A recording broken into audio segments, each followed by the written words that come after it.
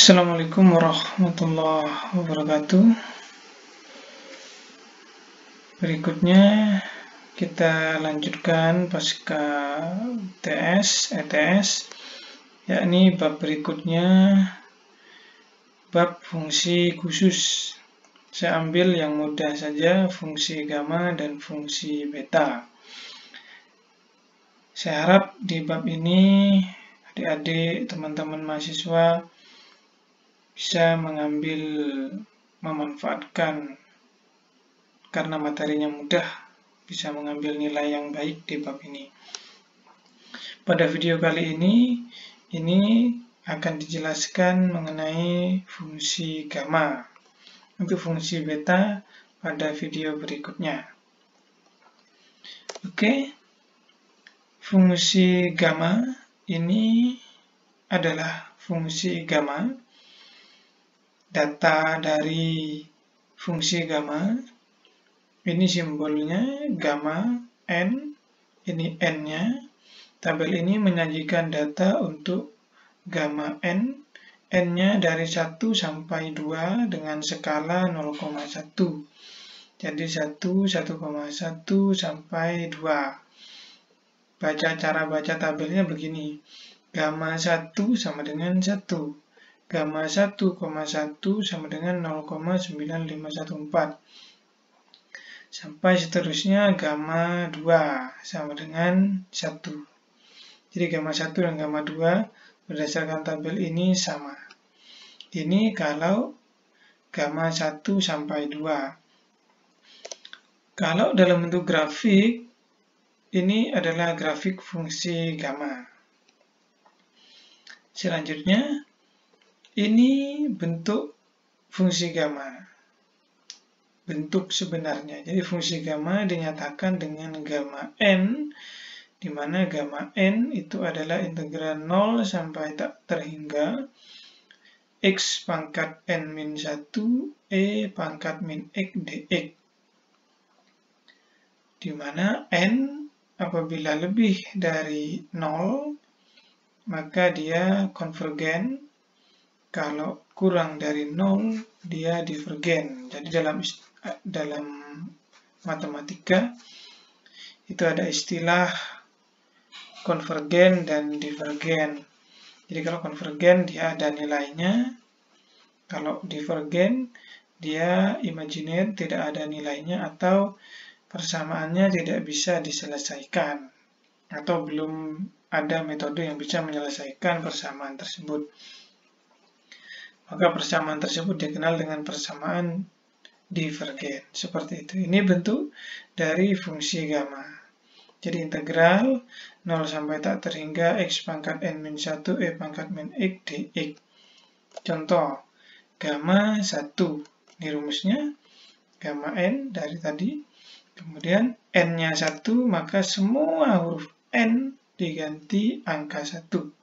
Jadi ini n min 1 jadi 1 min 1. Dilanjutkan, yang 1 min 1 0, maka dia hilang. X pangkat 0, 1, jadi E pangkat min X.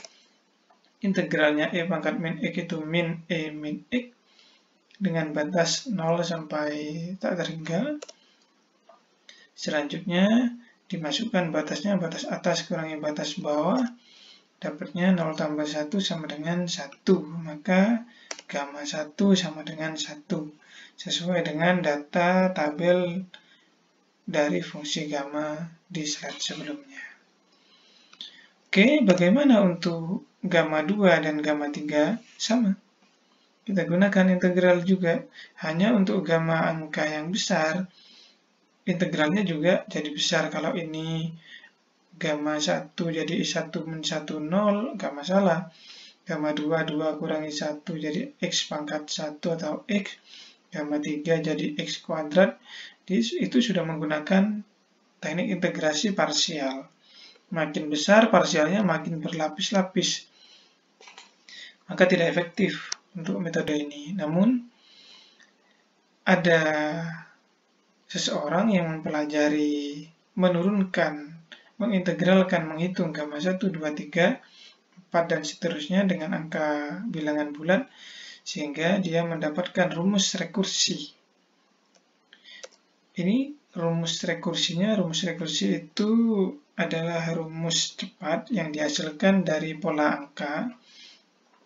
Jadi berdasarkan integral tadi, didapatkan pola kalau menggunakan n bilangan bulat 1, 2, 3, 4, 5, dan seterusnya.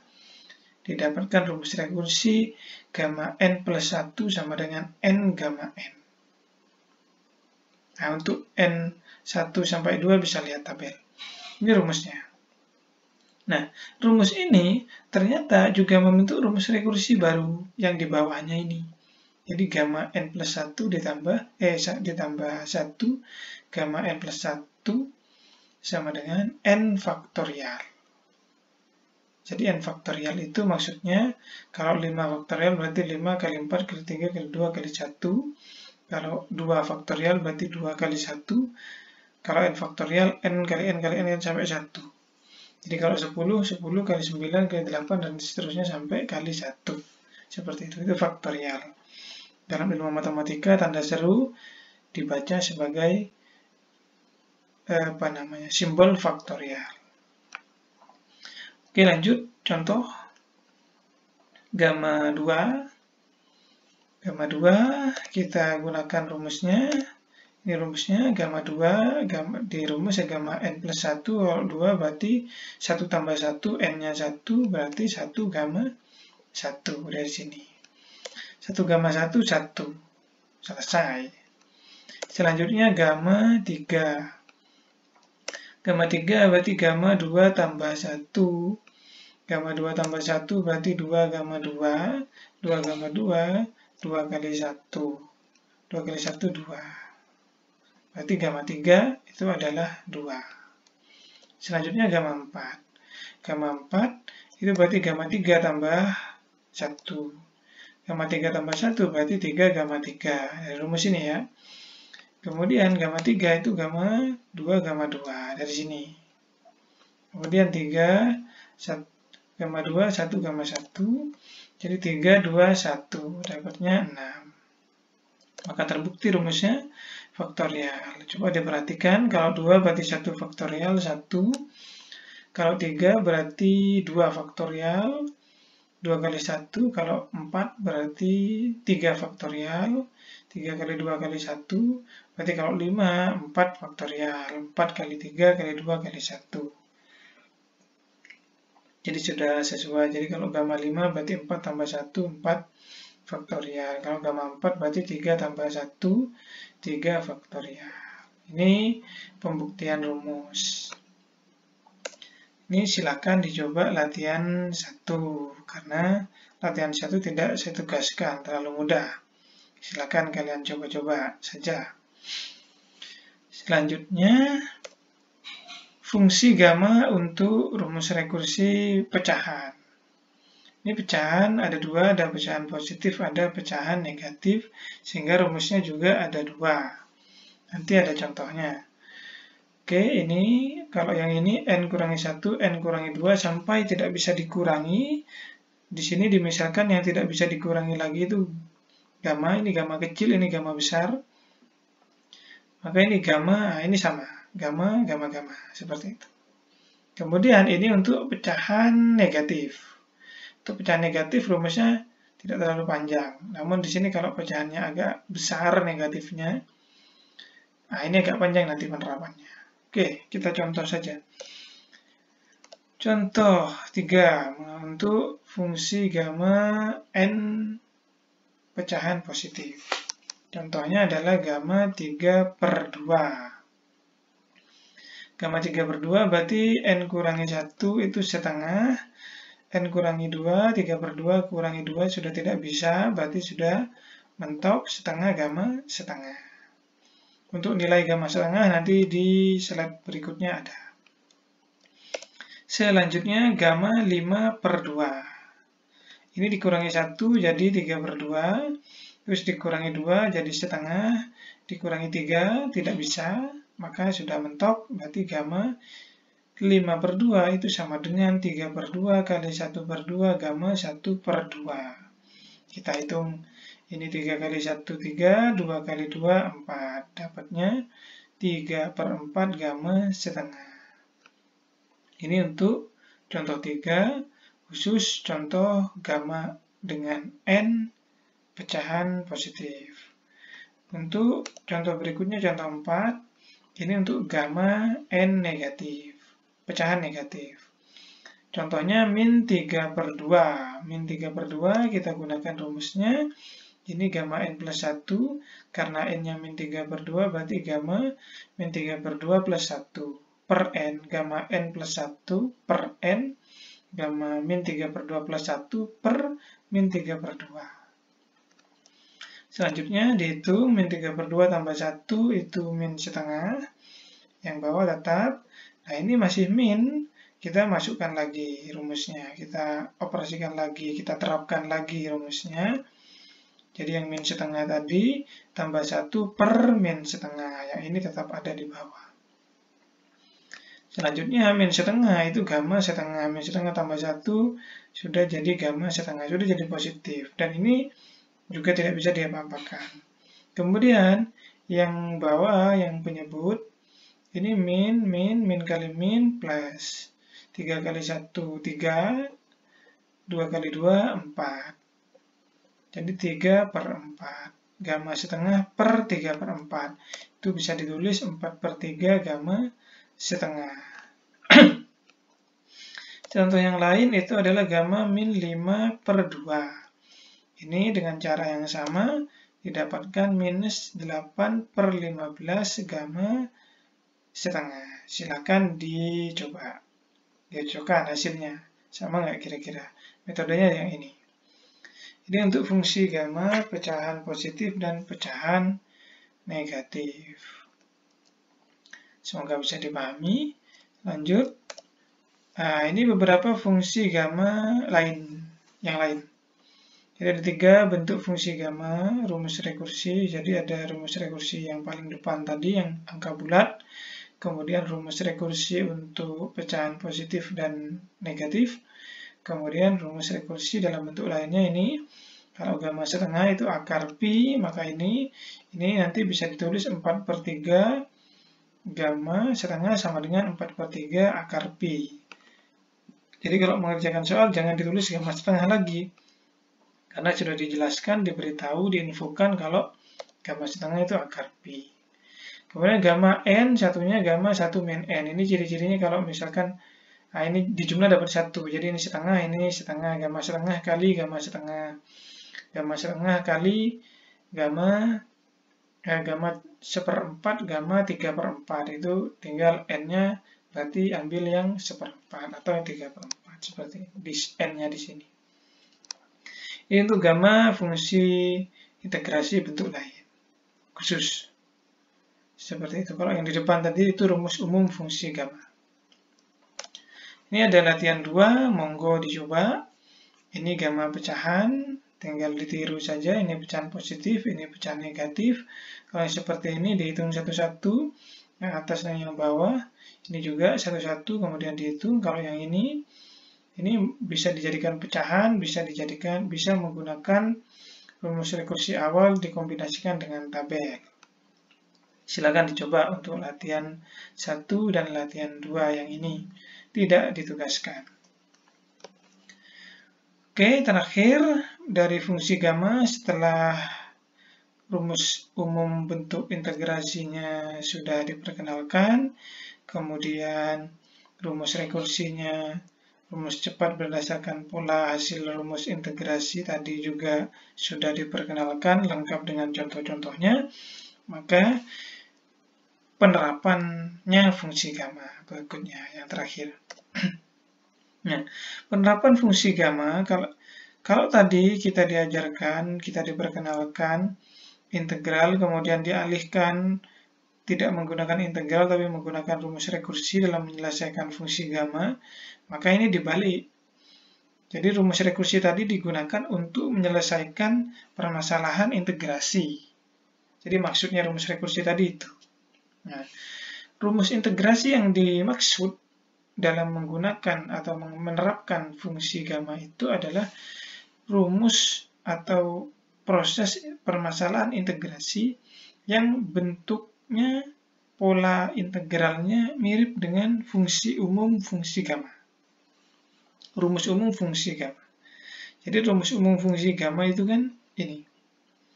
Gamma n integral 0 sampai tak terhingga x pangkat n min 1 e min x dx. Ciri-cirinya begini. X pangkat e min x dx. X pangkat e min x dx atau x integral x e min x dx. Integral x e min x dx. Nah, jadi kalau ketemu bentuk begini dan batasnya 0 sampai tak terhingga, maka langsung ingat fungsi gamma. Contoh, ini ada x pangkat 3 e pangkat min x dx. Jadi ini sudah mirip, jadi x e min x dx. X e min x dx. Nah, ini kita tinggal bentuknya kita samakan. Kalau di sana ada n-1, maka ini, kalau ini 3, berarti n-1 sama dengan 3. Kalau n-1 sama dengan 3, berapa dikurangi 1 dapat 3, begitu kan sederhananya. Maka 4. Jadi kita tulis, ini yang 3 kita ganti dengan 4-1. Sama. Hanya dia ditulis dalam bentuk begini agar kita bisa membandingkan ini. Nah, kalau kita perhatikan, ini kan n, integral bentuk begini, hasilnya gamma n. Berarti kalau integral bentuk begini, hasilnya adalah gamma 4. Karena n-nya adalah 4. Jadi tinggal hitung, gamma 4 3 faktorial. 3 faktorial berarti 3 kali 2 kali 1, atau lebih tepatnya kalau kita sudah hitung dapat 6. Maka integral dari 0 sampai tak terhingga x pangkat 3 e pangkat min x dx itu sama dengan 6. Tidak rumit. Sederhana, simple. Kalau paham fungsi gamma, catatannya itu. Nah, bagaimana kalau seperti ini? Nah, ini bentuknya tidak sama, mirip, tapi tidak sama. Ini x pangkat 3 e min x dx. Ini x pangkat 3 e min 2x dx. Hanya diselipkan angka 2 di sini.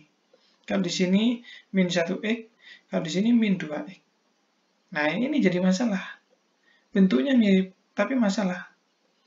Bentuknya mirip fungsi gamma. Nah, artinya ini bisa diselesaikan dengan fungsi gamma. Tapi tidak sama persis. Maka tugas kita adalah mengubah bentuk yang tidak sama persis ini agar jadi sama persis. Ciri-cirinya bagaimana?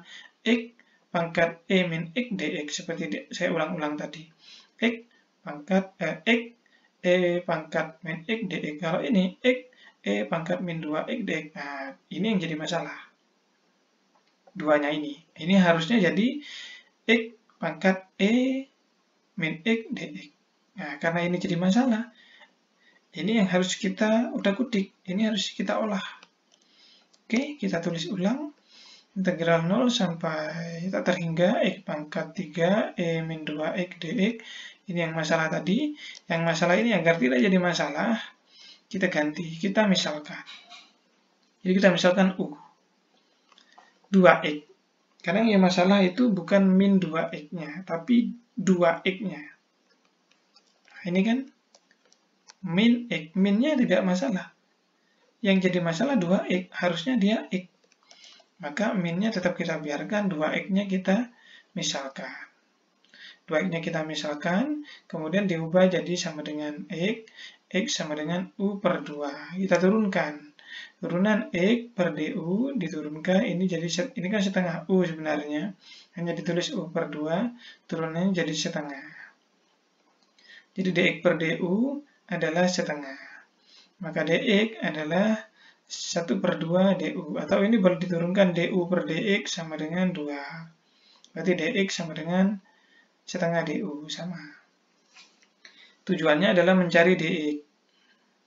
Karena ini ada dx, kita harus mengganti ini semua menjadi u. Oke, setelah permisalan ada, kita mulai substitusikan. Kita mulai menggantinya. Integralnya sama, syarat batasnya. Sebenarnya ini dihitung, tapi tidak masalah, karena kalau x-nya 0, u-nya juga 0. Kalau x-nya tak terhingga, u-nya juga tak terhingga. Jadi ini tetap 0, tak terhingga. Seperti itu. Kemudian ini x pangkat 3. Ini kita punya x sama dengan u per 2. Karena x pangkat 3 berarti u per 2 pangkat 3. Ini kan X sama dengan U per 2. Jadi X-nya diganti U per 2. Gitu. Pangkat 3, kemudian E min U, ini kan 2X-nya jadi U, kemudian DX-nya jadi setengah DU, jadi setengah DU. Seperti itu. Semua sudah jadi U di sini. Selanjutnya, tinggal dibuka kurungannya. Ketika dibuka kurungannya, ini 2 pangkat 3 jadi 8. Karena posisinya penyebut, maka dia tetap di penyebut. Kemudian jadi 1 per 8. Ini setengah, ini dari sini. Buka kurungan ini. Kemudian U pangkat 3, ini U pangkat 3. Kemudian ini E min U, DU, DU. Jadi tidak ada yang hilang. Hanya dibuka kurungannya kemudian dihitung. Karena kena pangkat. Selanjutnya, berikutnya ini hanya 8 kali 2, 16. Kemudian keluar. Karena dia konstanta. Jadi dia bebas. Sifat integral. Ingat-ingat sifat integral di matematika 1. Nah, selanjutnya, nah ini kan sudah bentuk fungsi gamma. Coba diperhatikan. Yang ini dulu. U, E min U, DU. X, E min X, DX. U, E min U, DU. Ini pakai U, ini pakai X. Sama, nggak masalah. Hanya beda simbol aja. Kalau ini pakai X, dia di sana pakai U. Tapi sama, ini X, E min X, DX. Ini U, E min U, DU. Seperti itu. Oke? Lanjut, nah ini sama seperti contoh sebelumnya tadi, tinggal 3. Kalau n min 1 sama dengan 3, berarti n-nya adalah 4. 4 min 1, E min U, ini dapatnya adalah gamma 4. Gamma 4 tadi, oke begini. Gamma 4, 3 faktorial, berarti 3 faktorial itu 6. 6 per 16, ini 16 dari sini. 16, jadi sederhanakan jadi 3 per 8. Maka integral dari 0 sampai tak terhingga X pangkat 3 E min 2 X dx itu sama dengan 3 per 8. Sampai di sini selesai mengenai materi fungsi gamma dari mulai definisi, rumus rekursi, kemudian penerapan atau aplikasinya dalam menyelesaikan permasalahan integrasi yang memiliki ciri-ciri mirip dengan bentuk umum integral fungsi gamma. Seperti itu. Nah, selanjutnya tugasnya. Jadi kalau latihan 1 dan latihan 2 itu untuk latihan mandiri, ini latihan yang harus dikumpulkan. Silakan dikerjakan, silakan dikumpulkan sesuai aturan yang sudah ditentukan di ELITAK. Kalau ada pertanyaan, kalau ada yang masih ngawang, bingung, silakan dilihat ulang videonya berkali-kali. Atau kalau masih bingung lagi, silakan bisa memberikan komentar di forum di ELITAK atau boleh didiskusikan di grup WA kelas. Bebas, terserah. Boleh mengkomunikasikannya via grup, boleh mengkomunikasikannya via ELITAK. Seperti itu. Oke, sampai di sini. Semoga bermanfaat. Terima kasih untuk perhatiannya. Saya tunggu komentarnya apabila ada sesuatu yang kurang dipahami. Terima kasih atas perhatiannya. Semoga bermanfaat bagi adik-adik ilmu ini. Saya akhiri. Assalamualaikum warahmatullahi wabarakatuh.